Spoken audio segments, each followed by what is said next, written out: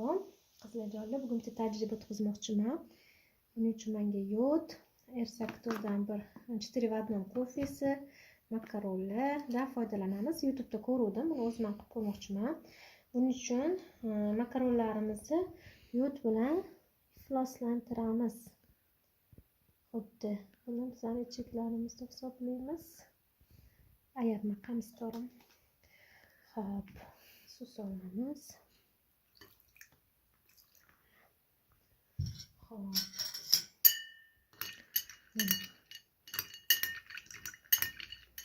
Qarang.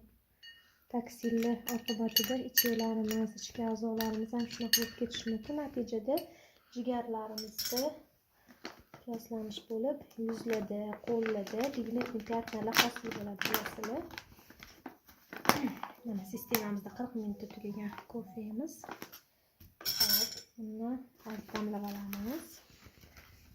Bir piyola uchun bitta chaynak ложка deyilgan ekan. Tayyorlash usulida. Suv.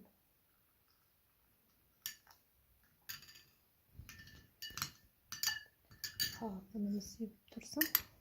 Hozir buni oddiy suvda tozalab ko'ramiz. Balkim suv ham ketqizar.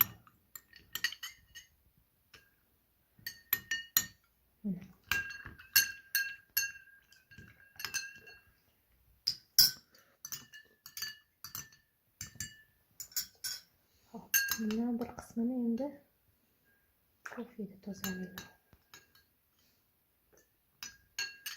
Mana. Hop. Buni ham aralashtirsangiz toza bo'lar deb qolishmasa. Bu oddiy suv, bunisi esa mana boshlandi. Qarang. Qarang. Top-toza.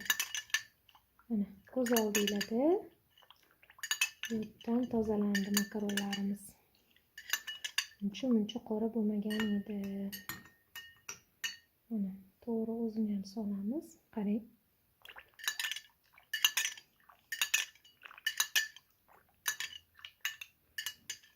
Mana tozalanyapti, qarang. Zo'r. Ya'ni bu faqatgina ozdirmasdan ichaklarimizni tozalaydi. Hop, jigarimizni tozalaydi.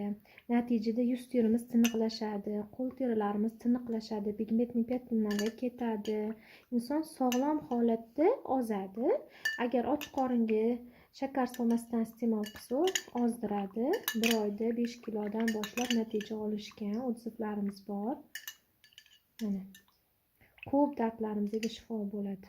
Mana shu kofemiz o'zi. Mana qarang. Mashalloh. Ichidagi naqalarigacha. Mana trubalarning ichigacha toza bo'libdi. Mashalloh. Tavsiya qilaman. Ersak kofesi.